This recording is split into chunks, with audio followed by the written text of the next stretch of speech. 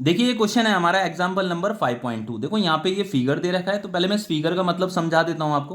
देखो बच्चों, ये एक सिस्टम है, इस सिस्टम के अंदर टोटल 7 निडिल है, 1 2 3 4 5 6 7 निडिल दे रखे हैं। ठीक है, तो ये सेंटर में एक निडिल रखी हुई है आपकी, और ये आपका इस निडिल का जो नाम है, मैग्नेटिक निडिल है ये सारी की सारी, और आइडेंटिकल मैग्नेटिक निडिल है। ठीक है, और यहाँ पे ये जो निडिल है इसका नाम पी है, इस वाली निडिल का नाम Q1 है, ये Q2 है, Q3, Q4, Q5, Q6, इस तरीके से इनकी नेमिंग कर रखी है।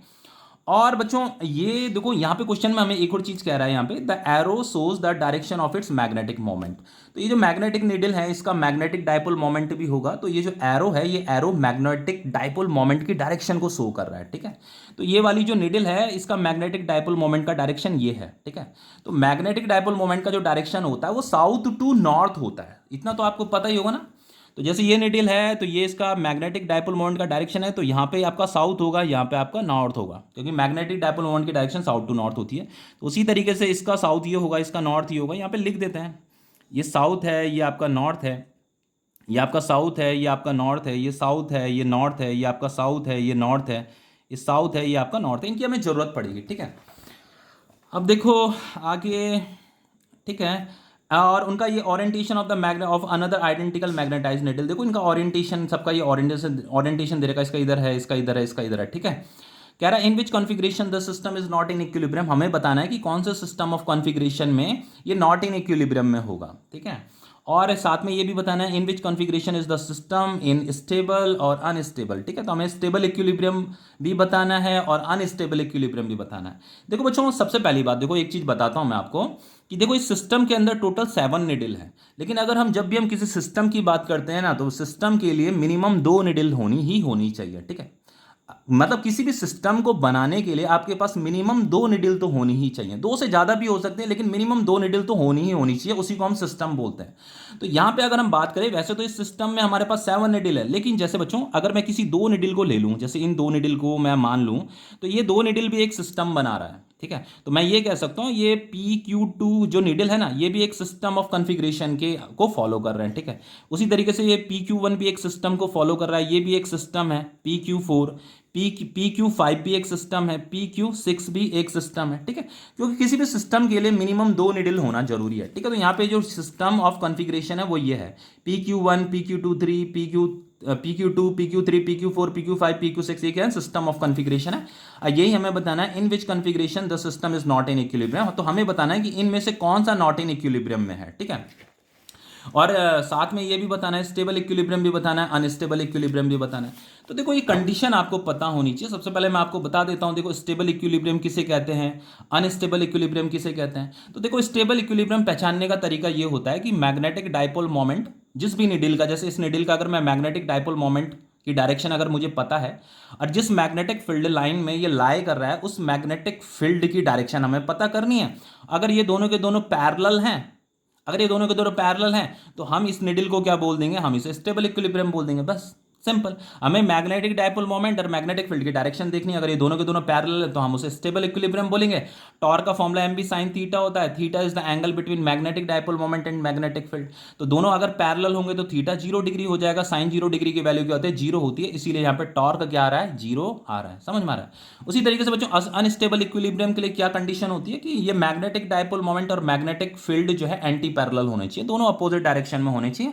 ऐसा अगर आपको दिखाई दे रहा है तो आप उसे अनस्टेबल इक्विलिब्रियम बोल सकते हो उस सिस्टम को। ठीक है, और अगेन यहाँ पे भी टॉर्क क्या आने वाला है, 0 ही आने वाला है, क्योंकि थीटा 180 डिग्री है और साइन 180 डिग्री की वैल्यू क्या होती है, 0 होती है। तो फाइनली टॉर्क भी हमारा क्या हो जाएगा, 0 हो जाएगा। ठीक है, तो स्टेबल इक्विलिब्रियम अनस्टेबल इक्विलिब्रियम के लिए कंडीशन आप समझ गए हैं कि हमें क्या क्या चेक करना है। ठीक है, अब अगर हम नॉट इन इक्विलिब्रियम की बात करें कि कौन सा सिस्टम नॉट इन इक्विलिब्रियम होता है, तो उसके लिए टॉर्क नॉट इक्वल टू 0 आना चाहिए। तो टॉर्क अगर नॉट इक्वल टू 0 आ रहा है, टॉर्क अगर नॉट इक्वल टू 0 आ रहा है तो हम उसे क्या कहेंगे, system is not in equilibrium. और टॉर्क का जो फॉर्मूला होता है एम बी साइन थीटा होता है। ठीक है, यहां पे ये जो फॉर्मूला लिखा है। अब देखो बच्चों चेक करते हैं, देखो एनसीईआरटी, देखो सबसे पहले पार्ट में हमसे पूछा है कि कौन सा सिस्टम ऑफ कॉन्फ़िगरेशन जो है नॉट इन इक्विलिब्रियम में है। तो देखो एनसीईआरटी ये आंसर लिखती है, एनसीईआरटी कहती है PQ1 and PQ2 are not in equilibrium. तो इन्हें चेक कर लेते हैं। तो नॉट इन इक्विलिब्रियम के लिए क्या होना चाहिए, आपका टॉर्क नॉट इक्वल टू 0 होना चाहिए। ठीक है, तो चेक कर लेते हैं ये जो PQ1 ये जो सिस्टम है, इस सिस्टम का हम क्या निकालेंगे, टॉर्क निकालेंगे, इसका भी टॉर्क निकालेंगे और चेक करेंगे कि वो जीरो के इक्वल या नॉट इक्वल टू जीरो आ रहा है कि नहीं आ रहा है। ठीक है, अब देखो बच्चों सबसे पहले PQ1 चेक करते हैं, ये आपका PQ1 और PQ2। सबसे पहले PQ1 चेक करते हैं, ये P है आपका और ये आपका Q1 है। देखो बच्चों कोई भी जो निडिल होती है ना, जैसे मान लो ये निडिल है, ये मान लो उसका ये साउथ है, ये तो उसका नॉर्थ होगा, ये मैग्नेटिक डायपोल मोमेंट का डायरेक्शन, तो उसकी मैग्नेटिक फील्ड लाइंस कैसे बनाएगा, देखो ऐसे नॉर्थ से निकलेंगे और ऐसे साउथ में जाएंगे ना, नॉर्थ से निकलेंगे ऐसे साउथ में जाएंगे, ऐसी तो होंगी मैग्नेटिक फील्ड लाइंस। समझ में आ रहा है ना, इस तरीके से नॉर्थ से निकलेंगे साउथ में जाएंगे, नॉर्थ से निकलेंगे साउथ में जाएंगे। अब देखो अगर मैं इस निडिल मुझे PQ1 जो ये सिस्टम है इसे मैं चेक कर रहा हूं। ठीक है, इस सिस्टम का मैं क्या कैलकुलेट करने वाला हूं, इसका मैं टॉर्क कैलकुलेट करने वाला हूं। तो देखो टॉर्क का formula m b sine theta, तो पहले मुझे मैग्नेटिक फील्ड और मैग्नेटिक डाइपोल मोमेंट की डायरेक्शन पता करनी पड़ेगी ना। तो देखो जैसे इससे ये नॉर्थ पोल है तो यहाँ से मैग्नेटिक फील्ड लाइंस ऐसे निकल रही होंगी और ऐसे साउथ में जा रही होंगी, ऐसे निकल रही होंगी, ऐसे साउथ में जा रही होंगी। समझ में आ रहा है, तो देखो इसकी मैग्नेटिक फील्ड लाइंस यहाँ पे ऐसी हैं इस डायरेक्शन में, और इसका मैग्नेटिक डाइपोल मोमेंट साउथ से नॉर्थ है। तो मैग्नेटिक डाइपोल मोमेंट और मैग्नेटिक फील्ड एक दूसरे के परपेंडिकुलर है। तो theta is the angle between magnetic dipole moment and magnetic field. तो थीटा क्या आ रहा है, 90 डिग्री आ रहा है। तो साइन 90 की वैल्यू क्या होती है, 1 होती है। तो ये फॉर्मूला क्या हो जाएगा, torque is equal to m into b हो जाएगा ना। ये तो 1 हो गई इसकी वैल्यू, तो क्योंकि थीटा 90 डिग्री आ रहा है तो टॉर्क यहाँ पे जो है नॉट इक्वल टू जीरो आ रहा है। तो हम इस सिस्टम को क्या बोलेंगे, नॉट इन इक्विलिब्रियम बोलेंगे। समझ में आ रहा है, तो यहाँ पे तो बच्चों टॉर्क बन रहा है, यहाँ पे torque not equal to zero आ रहा है। समझ में आ रहा है, तो ये आपका नॉट इन इक्विलिब्रियम है। उसी तरीके से अगर मैं इसे चेक करता हूँ तो देखो ये ये मैग्नेटिक फील्ड लाइंस ऐसे बना रहा होगा, नॉर्थ से निकल रही होंगी मैग्नेटिक फील्ड लाइंस, ऐसे साउथ में जा रही होंगे। तो यहाँ पे भी मैग्नेटिक फील्ड लाइंस इधर है, मैग्नेटिक डायपोल मोमेंट इसका साउथ से नॉर्थ है, तो यहाँ पे भी थीटा क्या बन रहा है, 90 डिग्री बन रहा है। समझ में आ रहा है, तो अगेन यहाँ पे थीटा 90 डिग्री बन रहा है, तो साइन 90 की वैल्यू 1 हो गया। टॉर्क अगेन क्या आ रहा है, नॉट इक्वल टू जीरो आ रहा है। तो अगेन बच्चों ये जो निडिल है, ये जो सिस्टम है, ये भी आपका नॉट इन इक्विलिब्रियम है, ये भी नॉट इन इक्विलिब्रियम है। तो हम इस PQ1 को क्या बोल देंगे, PQ1 को बोलेंगे नॉट इन इक्विलिब्रियम। तो आप PQ2 को भी चेक कर सकते हो। PQ2 को कैसे चेक करोगे, देखो PQ2 को चेक करो, मैग्नेटिक फील्ड लाइंस ऐसे निकल रही हैं, ऐसे और ऐसे साउथ में जा रही है। तो यहाँ पे मैग्नेटिक फील्ड लाइंस ऐसे है, मैग्नेटिक डायपोल मोमेंट ऐसे है, तो ये परपेंडिकुलर है। तो अगेन थीटा 90 डिग्री आ रहा है, तो अगेन थीटा का 90 डिग्री आ रहा है, तो आपका जो टॉर्क है वो नॉट इक्वल टू जीरो आएगा। तो हम इसे भी क्या बोल देंगे, ये निडिल आपका नॉट इन इक्विलिब्रियम है। अब देखो इसे चेक करते हैं कि इसकी मैग्नेटिक फील्ड लाइन देखो, देखो इसकी कैसे जा रही है, ऐसे नॉर्थ से निकल रही हैं और ऐसे साउथ में जा रही होंगे, नॉर्थ से निकल रही होंगे ऐसे साउथ में, तो इसे ऐसे परपेंडिकुलर क्रॉस करते हुए जा रही है। इसका मैग्नेटिक डायपोल मोमेंट इधर, ऐसे मैग्नेटिक फील्ड लाइन से ऐसे जा रही है। तो अगेन बच्चों ये यहाँ पे थीटा का बन रहा है 90 डिग्री बन रहा है। तो अगेन इस निडल की वजह से जो यहाँ पे जो टॉर्क बन रहा है वो क्या बन रहा है, नॉट इक्वल टू जीरो आ रहा है। तो ये अगेन ये निडल क्या है आपकी, नॉट इन इक्विलिब्रियम में। ठीक है, तो ये वाला जो सिस्टम है ये भी क्या है आपका, नॉट इन इक्विलिब्रियम है। समझ में आ गया ना, इसी तरीके से चेक करना है बस। अब देखो PQ3 एंड PQ6 हमने पूछा है, बी का फर्स्ट पार्ट में पूछा है कि कौन सा स्टेबल इक्विलिब्रियम में है, तो उसके लिए हमें PQ3 PQ6 को चेक करना है। यही आपका आंसर एनसीईआरटी में पीछे यही आंसर लिखा है, PQ3 and PQ6 are in stable equilibrium. तो स्टेबल इक्विलिब्रियम के लिए क्या है, मैग्नेटिक डायपोल मोमेंट और मैग्नेटिक फील्ड पैरेलल होने चाहिए, बस सिंपल इतना ही है। तो देखो PQ3 को चेक करते हैं, देखो ये P ये है आपका और Q3 आपका ये है। तो देखो मैग्नेटिक फील्ड लाइंस ऐसे नॉर्थ से निकल रही हैं और ऐसे साउथ में जा रही हैं, तो PQ3। ठीक है, तो देखो मैग्नेटिक फील्ड लाइंस ऐसे निकली और इधर जा रही है मैग्नेटिक फील्ड लाइन, तो मैग्नेटिक फील्ड लाइंस इधर है, मैग्नेटिक डायपोल मोमेंट्स इधर है, तो दोनों के दोनों पैरेलल है ना। तो जब दोनों के दोनों पैरेलल हो जाते हैं तो टॉर्क किसके इक्वल आ जाता है, जीरो के इक्वल आ जाता है, और उसे हम क्या बोलते हैं, स्टेबल इक्विलिब्रियम बोलते हैं। समझ में आ रहा है, तो ये आपका PQ3 क्या है, स्टेबल इक्विलिब्रियम में। अब हमें PQ6 भी चेक करना है, ये भी स्टेबल इक्विलिब्रियम में होगा। देखो देखो ये आपका P है और आपका Q6 ये है ना, ये है आपका PQ6। ठीक है, तो देखो ऐसे मैग्नेटिक फील्ड लाइंस ऐसे निकल रही हैं और फिर ऐसे जा रही हैं साउथ की तरफ। तो यहाँ पे मैग्नेटिक फील्ड लाइंस ऐसी है, Q6 का जो मैग्नेटिक डायपोल मोमेंट है वो भी इधर ही है, तो दोनों अगेन पैरेलल आ रहे हैं। तो ये दोनों के दोनों अगर पैरेलल आएंगे तो हम उसे क्या बोलेंगे, स्टेबल इक्विलिब्रियम बोलेंगे। उसी तरीके से आप P को भी चेक कर सकते हो। देखो इस नॉर्थ से मैग्नेटिक फील्ड लाइंस ऐसे निकल रही होंगी और ऐसे जा रही होंगी, तो इस P पे यहाँ से जो मैग्नेटिक फील्ड लाइंस निकल रही हैं इधर जा रही हैं और इसका जो मैग्नेटिक डायपोल मोमेंट है वो भी इधर ही है, तो दोनों के दोनों पैरेलल है ना। तो ये PQ6 क्या हो गया आपका, स्टेबल इक्विलिब्रियम हो गया। समझ में आ रहा है। अब देखो PQ4 एंड PQ5 आपका अनस्टेबल इक्विलिब्रियम है, तो इसे भी आप चेक कर सकते हो, बस ऐसे ही जैसे मैं बता रहा हूँ मैं ऐसे ही चेक करना है। देखो आपका अनस्टेबल इक्विलिब्रियम के लिए आपको क्या चेक करना है कि ये दोनों के दोनों एंटी पैरेलल होने चाहिए, magnetic dipole moment magnetic field anti parallel होने चाहिए, ठीक है। तो पहले पी क्यू फोर को चेक कर लेते हैं। तो पी आपका ये है, क्यू फोर ये है आपका। तो देखो यहाँ से जो मैग्नेटिक फील्ड लाइंस निकलेंगी वो ऐसे निकलेंगी, समझ में आ रहा है, नॉर्थ से निकल रही हैं और ऐसे साउथ में जा रही है। तो मैग्नेटिक फील्ड लाइंस इधर है, इसका मैग्नेटिक डायपोल मोमेंट साउथ से नॉर्थ होगा, तो ये एंटी पैरेलल हो गई। Magnetic field magnetic dipole moment anti parallel हो गया। तो अगर ये एंटी पैरेलल होंगे दोनों के दोनों, तो हम उसे अनस्टेबल इक्विलिब्रियम बोलेंगे। और टॉर्क क्या आएगा आपका, जीरो आएगा, क्योंकि थीटा क्या आ रहा है, 180 डिग्री आ रहा है, समझ में आ रहा है। उसी तरीके से अगर मैं इसका चेक करूं कि इस निडल की वजह से यहाँ पे टॉर्क कितना बन रहा है, तो देखो इससे नॉर्थ से मैग्नेटिक फील्ड लाइन्स ऐसे निकल रही होंगी, इधर जा रही होंगी, और इसका मैग्नेटिक डायपोल मोमेंट इधर है साउथ से नॉर्थ। तो यहाँ पे मैग्नेटिक डायपोल मोमेंट इधर है और इसकी मैग्नेटिक फील्ड लाइंस इधर है, तो ये अगेन एंटी पैरेलल हो गई। तो ये आपका पी क्यू फोर दोनों के दोनों क्या है, जिस ये जो सिस्टम है, ये सिस्टम क्या है आपका, अनस्टेबल इक्विलिब्रियम है। उसी तरीके से आप पी क्यू फाइव भी चेक कर लीजिए, कोई बहुत बड़ी बात थोड़ा है। पी क्यू फाइव को, ये पी है ये फाइव है, देखो मैग्नेटिक फील्ड लाइंस ऐसी है, मैग्नेटिक डायपोल मोमेंट साउथ से नॉर्थ है, तो अगेन ये एंटी पैरेलल आ रहा है। और इसे भी चेक कर लो कि इसका मैग देखो यहाँ से जो पी क्यू फाइव है ना, तो इससे भी तो चेक करना पड़ेगा। तो यहाँ से मैग्नेटिक फील्ड लाइंस ऐसे निकल रही होंगी नॉर्थ से, इधर जा रही होंगी, तो मैग्नेटिक फील्ड लाइंस इधर है, मैग्नेटिक डायपोल मोमेंट इधर है, तो अगेन ये एंटी पैरेलल आ रहा है। तो ये दोनों सिस्टम भी क्या है, अनस्टेबल इक्विलिब्रियम में है, पी क्यू फाइव और पी क्यू फोर दोनों अनस्टेबल इक्विलिब्रियम में।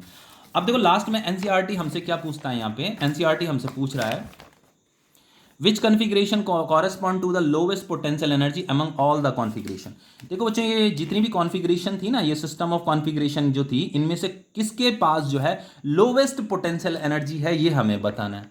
अब देखो बच्चों, सबसे पहली बात देखो, आंसर ये है पी क्यू सिक्स की। पी क्यू एनसीईआरटी ने यही आंसर लिखा है कि पी क्यू की सिक्स के पास जो है लोवेस्ट पोटेंशियल एनर्जी है।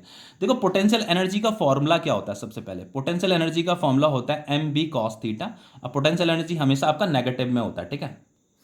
अब देखिए हमें मिनिमम पोटेंशियल एनर्जी बतानी है। तो बच्चों मिनिमम पोटेंशियल एनर्जी कब होगी, जब इसकी वैल्यू मोर नेगेटिव होगी। तो जब ये वैल्यू मोर नेगेटिव होगी, उसी को हम मिनिमम पोटेंशियल एनर्जी बोलेंगे, ठीक है। तो देखो बच्चों, ये इसकी वैल्यू मोर नेगेटिव कब होगी, जब ये कॉस थीटा की वैल्यू क्या होगी, मैक्सिमम होगी, समझ में आ रहा है। तो कॉस थीटा मैक्सिमम कब होगा, जब थीटा क्या होगा आपका 0 डिग्री होगा, क्योंकि कॉस 0 डिग्री की वैल्यू क्या होती है बच्चों, थीटा जब 0 डिग्री होगा, कॉस 0 डिग्री की वैल्यू क्या होती है, 1 होती है, ठीक है। तो कॉस की वैल्यू मैक्सिमम कब होती है, जब थीटा 0 डिग्री होता है। थीटा 0 होने का मतलब ये है कि मैग्नेटिक डायपोल मोमेंट और ये मैग्नेटिक फील्ड ये क्या होने चाहिए, पैरेलल होने चाहिए। तो बच्चों ये देखो थीटा 0 होने के लिए क्या है, ये magnetic dipole moment magnetic field parallel होने चाहिए। तो देखो ये पैरेलल कब थे, स्टेबल इक्विलिब्रियम में ये पैरेलल थे। स्टेबल इक्विलिब्रियम में ये दोनों के दोनों P Q three and P Q six stable equilibrium में था ना।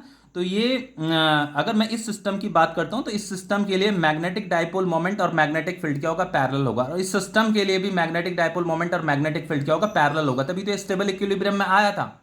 तो हम क्या करेंगे बच्चों, ये जो आपका पी क्यू थ्री है, फॉर पी क्यू थ्री और फॉर पी क्यू सिक्स, वैसे तो आंसर पी क्यू सिक्स है बच्चों। ये जो पी क्यू सिक्स सिस्टम है ना, इस वाले सिस्टम ऑफ कॉन्फ़िगरेशन का जो है मिनिमम पोटेंशियल एनर्जी है। लेकिन यहाँ पे देखो मैंने यहाँ पे पहले इन दोनों को चेक कर लेते हैं, P Q three and P Q six को। तो देखो बच्चों, पोटेंशियल एनर्जी का फॉर्मूला तो ये है आपका minus m b cos theta.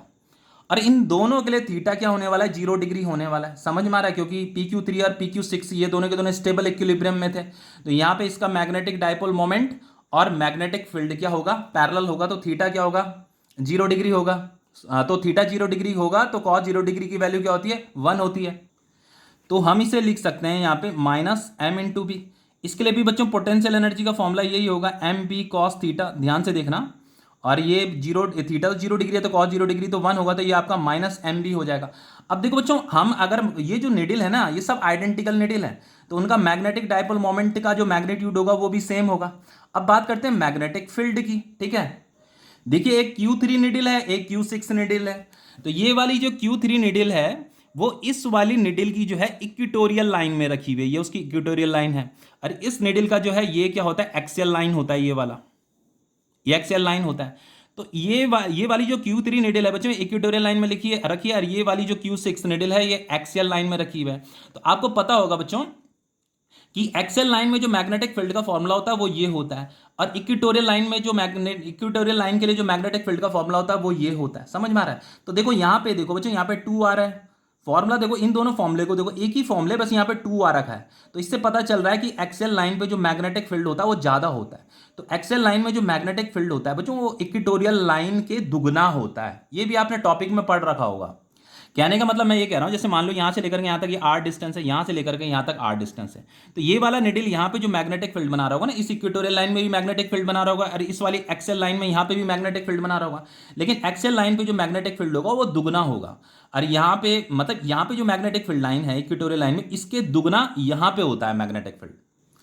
तो बच्चों जो Q6 था ना, वो एक्सियल लाइन में लाई कर रहा है, ठीक है। तो हम यहाँ पे बी, हमें जो मैग्नेटिक फील्ड निकालना है बी एक्सियल निकालना है, और ये जो Q3 था वो इक्वेटोरियल लाइन में लाई कर रहा है, तो यहाँ पे हमें बी इक्वेटोरियल निकालना है, ठीक है। तो देखो बच्चों बी एक्सियल क्या होता है, ज़्यादा होता है इक्वेटोरियल से, ओके। तो यहाँ पे अगर बी एक्सियल ज़्यादा होगा तो बच्चों ये हमें, ये जो है ये वैल्यू जो हमें मिलेगी मोर नेगेटिव मिलेगी।